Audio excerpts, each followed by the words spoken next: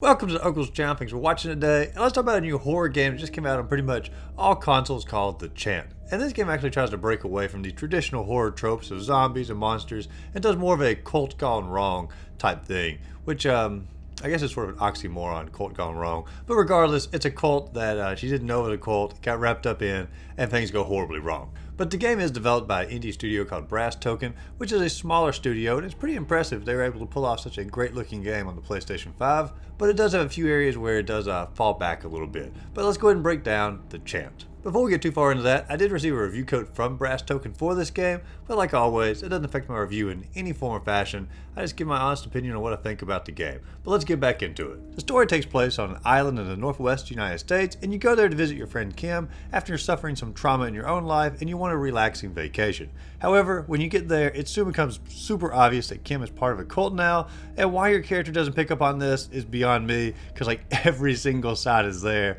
From the white outfit to sort of the brainwashing techniques to the worshiping of the leader. I mean, so much is there. But you do sit down for a meditation, and halfway through, Kim breaks the ceremony, going sort of crazy here, and the gloom dimension opens up and mixes in with the main world. And from here, you're trying to find Kim and find the crystals to seal the dimension back off. And overall, the story has some good twists and turns in it, and it maintains pretty fresh territory throughout the game.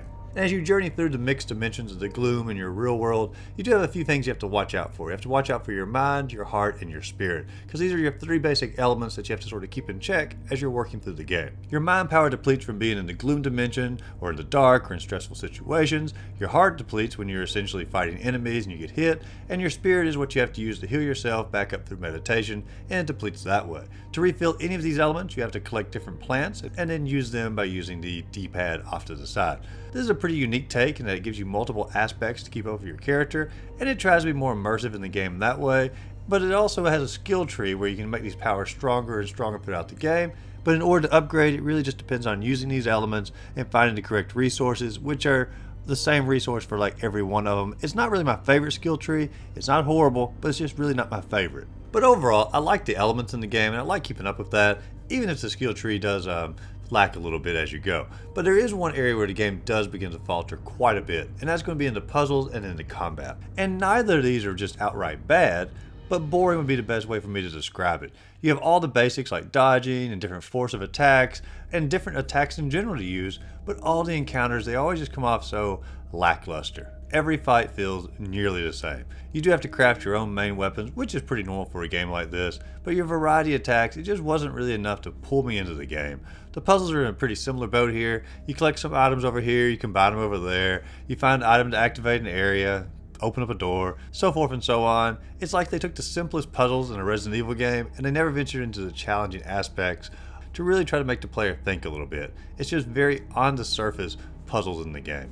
So the combat's a little on the slow side, the puzzles are a little bit on the boring side, but one thing that really cements the dragginess in the game is going to be the overload of text that you get to read through notes that you find. And I really don't mind reading notes in the game. I mean, I read a lot in the Resident Evil games when you find notes, and a lot of other horror games, but this one, there were just so many to read, and so much of the core story was revealed in these notes. I don't mind the story at all, like I said earlier, and I think it's a fresh direction. But so much of that is done by just finding these super long notes, and you have to read through them to really get to the basics of the story. And you find yourself toward the end of the game just wanting to skip through some of them because you've read so much and you just want to play the game.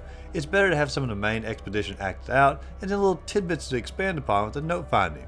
So between the lackluster combat, the puzzles, and the overload of note finding, the game finds itself becoming a very slow journey into this gloom dimension. But let's hop back over to one area where the game really does shine, and that's going to be the world that they created as far as like the scenery and the overall atmosphere. Because this is a great looking game. The scenery is gorgeous and it really brings to life the Northwest in a wonderful way, and I really do like that a great deal. The enemies, though easy, they're pretty frightening and unique as well, and you go from having to fight possessed friends, to demon-like creatures, to gloom dimension plants, and it's overall got some pretty good imagery. Like I said, the fights themselves aren't the greatest, but the imagery for the fights, it is pretty good. And for an indie studio, this is really impressive. I've played a lot of games from much larger developers that don't come anywhere near looking this good inside the game, and to think such a small team crafted such a beautiful game, it's really impressive.